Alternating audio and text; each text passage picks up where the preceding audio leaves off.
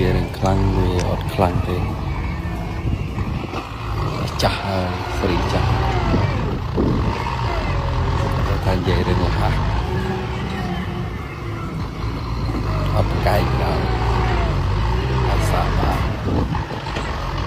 តែកម្លាំងចាំទេហើយ85គីឡូណាលុន195រួច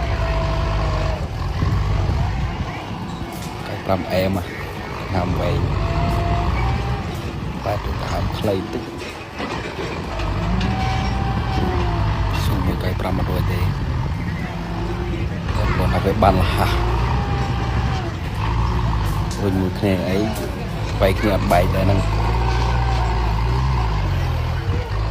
វាមួយយ៉ាងម្នាក់ដែរ